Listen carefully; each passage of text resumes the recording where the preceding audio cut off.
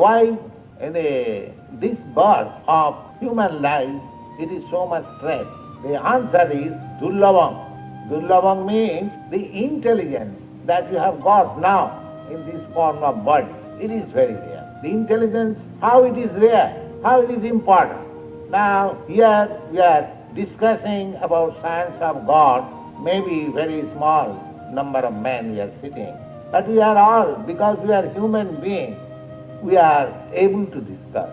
But we cannot call a cat or dog and sit down here and understand the science of God. That is not possible. So, except human body, in any other form of life, there is no possibility. You can become a tiger or a lion, very powerful.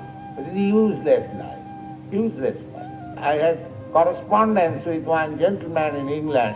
He says that we want to be tigers. So I answered, what is the use of tiger? Tigers to become tiger is a very important animal. It is the other enemy of the human society. So actually, the present society is producing tigers or hogs or dogs or camels like that in the form of human body. The real human body, the intelligence should be utilized to understand God consciousness, Krishna consciousness.